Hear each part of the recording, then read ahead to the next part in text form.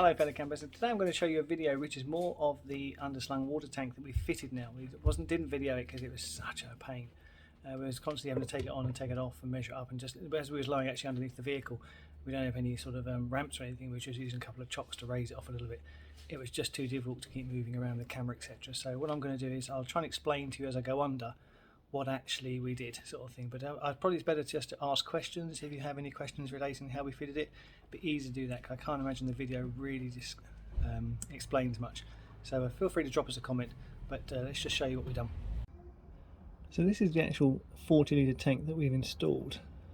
Now I'll try and walk you through some of the stuff we've done. You've got the lead over the outside there. That's the one that's actually going up inside the vehicle. I have another lead coming here which is going on to the tap, which is our feeder tap. In order to stop the actual tank moving forwards and backwards, this is the bracket here you're seeing is actually from the running boards. So I actually tapped into that and welded a little bracket on the top there which just stops it from going up and down over rough ground, and obviously a bit mounting it right up close to it stops it going forwards and backwards. Now this black thing you see here, this is actually a cradle or frame you want to call, that I made up to sit the tank in. It is a bit of a tight fit. Now when we see it online, the guy said it fits in full transit. What they didn't tell you is how you fit it. So you can get some flexible straps, but I thought I would make my own. So you can see up here, I think you can just see in there are some, there's two bolts to which, see if I can get my hands up here.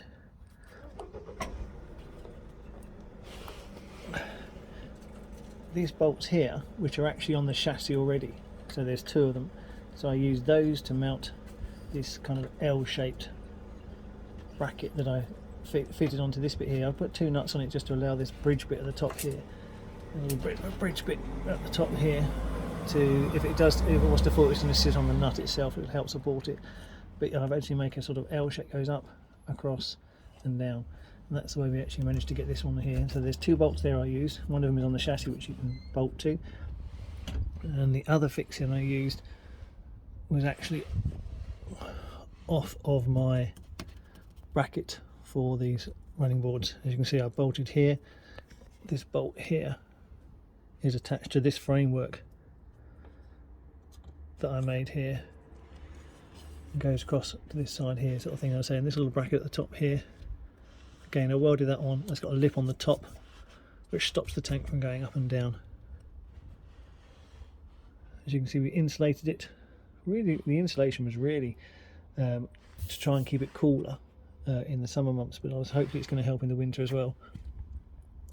So if I go under, you have to forgive me because we're using my phone here and I'm lying on my back to get underneath here. So on this side here you can see the bracket which I made up going up across here. Again, I welded a piece of metal on here, this point here, and that which then I bent up over the top a bit because the tank sits further out than what the chassis is, so therefore I had to make a piece of metal that was curved and came down here so I could bolt the piece of this steel onto the chassis, come out and then come down, which I've got attached to this cradle I made. And it's the same at this end here. Again, I come off of the bracket that the running boards are running off of and in there, and again I had to do the same thing principle here.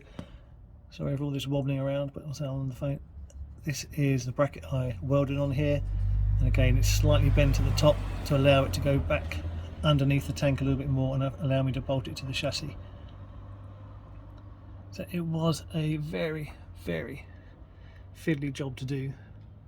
Worth it, but gosh, it was fiddly. What I would say is when you're fitting these taps, according to the guy or where we bought it from, you don't need, you just screw in, you don't need sealant. Well, they didn't seal in, they didn't seal at all. We put them in, put the tank in, filled it up with water, and they both leaked. So obviously the tank had to come out again, and we put some Sikaflex around here to seal both of our fixings because they leaked badly. So hopefully that's now been sorted out. Seems to be okay now. There's a breather pipe up here that comes on the, you have to fit to the tank, which obviously allows you to know when the tank's full for filling it up, and also allows air in when you're using the pump.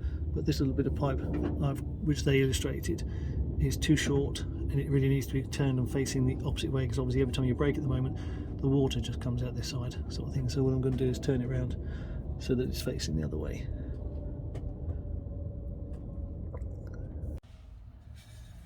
At the back here you can see I fitted a bracket to the chassis, L-shaped, and then coming down here, and this is just a support to stop the tank coming back towards the back of the vehicle under acceleration, so when it's got a lot of water in it, it's going to be sloshing around a lot, it makes it quite heavy, so that's really on there just to stop it moving back and forth. A little bit of insulation I put on here just to stop it scratching the tank or possibly wearing it away, because obviously it is metal. As I go under here, you might be able to see the brackets. Oh, there you go, the brackets that I've used to fix it to the chassis again. That's those two bolts I mentioned earlier that we was able to tap into. If you can do this job on some ramps, I highly recommend it. It is a really fiddly job trying to lie under here. You really don't have much room. But what's more important for me is what I didn't know is, as you can see from my tank, it does not fit in any little slot underneath the chassis. You do have to overlap the chassis, as you can see here, it overlaps it, so you will have to make a bracket which is going to go around the tank and then come back effectively towards the chassis. But it's all done now, it's nice and solid, it's not going anywhere. Great job, but no, not one I'd highly recommend doing on a nice Saturday afternoon.